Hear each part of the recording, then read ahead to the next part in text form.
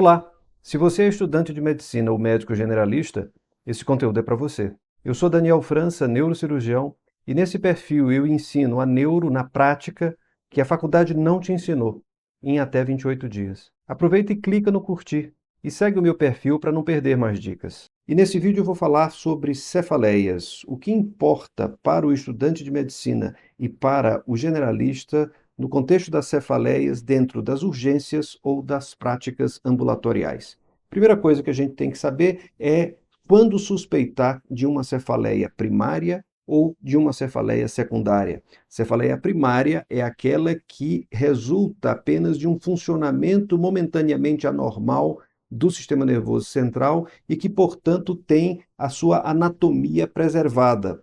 Se o sistema nervoso central tem sua anatomia preservada, os exames de imagem são normais. E aí você vai ter que caracterizar sindromicamente essas cefaleias primárias, como é o caso da enxaqueca, cefaleia tensional, o cluster, que é a cefaleia em salvas, e outros tipos de cefaleias primárias que seguem um padrão. Por outro lado, você tem as cefaleias secundárias, que são aquelas decorrentes, sim, de uma alteração no estrutural do sistema nervoso central ou de uma afecção sistêmica. Então, quais são os sinais que a gente usa para diferenciar um do outro? Em primeiro lugar, a idade. Né? As cefaleias secundárias costumam acontecer nos extremos etários, ou no início da infância, ou já depois no fim da vida adulta, no início da senectude. Então, quando você tem cefaleias que, por exemplo, se iniciam antes dos 5 anos de idade, ou após os 50 anos de idade, você vai pensar numa cefaleia secundária, porque a pessoa passou a maior parte da vida sem ter um tipo de dor de cabeça e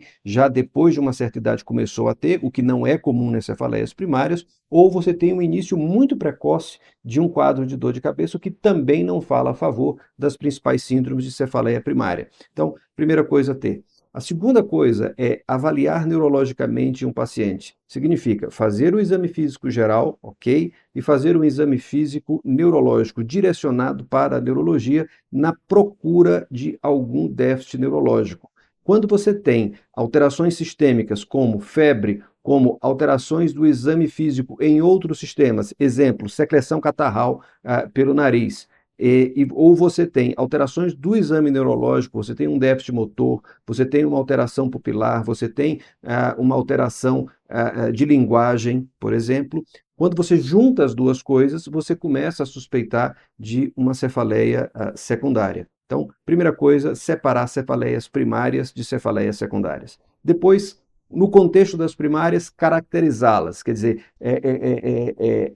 colocá-las dentro de uma síndrome para que você possa instituir os tratamentos apropriados para cada síndrome. Eu quero dizer, enxaqueca tem um tipo de tratamento, cefaleia tensional tem outro tipo de tratamento, cluster ou cefaleia em salva tem outro tipo de tratamento. E no caso das cefaleias secundárias, obviamente, você vai procurar a causa e tratar a causa, porque nesses casos a cefaleia é apenas um sintoma, talvez o mais proeminente deles, mas é apenas um sintoma. Dito isso, é muito importante que você tenha em mente quais são os principais medicamentos a serem usados no contexto das cefaleias primárias e das cefaleias secundárias e lembrar que, no caso de cefaleias secundárias, diante da mínima suspeita de cefaleias secundárias, você tem que solicitar um exame de imagem para confirmar ou não a presença de uma alteração no sistema nervoso central e aí você vai instituir as medidas terapêuticas que são cabíveis para cada caso. Nunca deixe de pedir um exame de imagem, uma tomografia ou uma ressonância, quando tiver possível, para avaliar um paciente com cefaleia.